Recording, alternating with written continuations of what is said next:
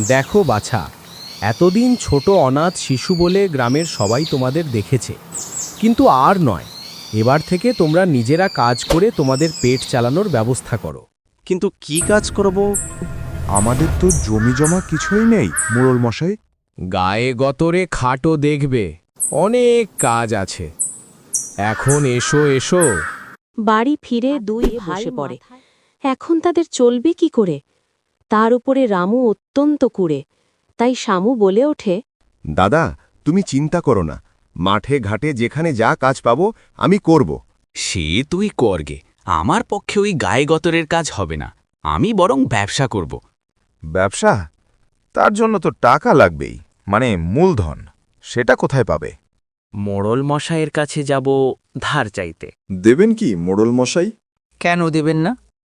কিন্তু রামুর প্রস্তাব শুনে মোড়ল মশাই একেবারে তেলে বেগুনে জ্বলে উঠলেন। তাগড়া জুয়ান রতর খাটিয়ে রোজগার করবে, তা না ব্যবসার জন্য অর্থ চাইতে এসেছ? খবরদার, ভবিষ্যতে যেন ইমুকার না দেখি। রামুর সব আশা শেষ। ওদিকে শামু মোটাগিরি করে রোজগার করে আনে, আর রামু শুয়ে বসে খায়। এ রে, বৃষ্টি আসবে মনে হচ্ছে। তাড়াতাড়ি বাড়ি যাই, গিয়ে আবার রান্নাও করতে হবে।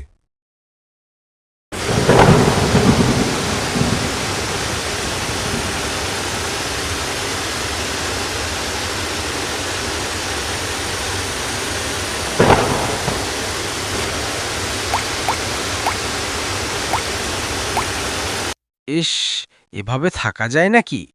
পয়সা কড়ি জমলে আগে ঘরটা সারাতে হবে।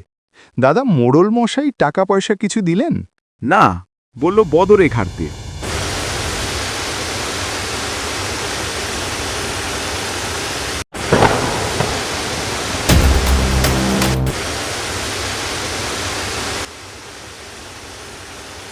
উফ, খিদেতে একেবারে পেট জ্বলছে। কিন্তু উনুনটা তো ভেঙে গেল। আগে মাটি খুঁড়ে উনুন বানাতে হবে। এটা কি? আরে, সোনার হার মনে হচ্ছে। দাদা দাদা, দেখো কি পেয়েছি। এই দেখো দাদা, মনে হয় মা কোনোদিন হয়তো লুকিয়ে রেখেছিল। বাহ, এটা বিক্রি করে আমরা ব্যবসা করতে পারবো।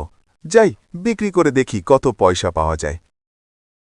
পার্ট 2 এর জন্য কমেন্ট অ্যান্ড সাবস্ক্রাইব করো তাড়াতাড়ি।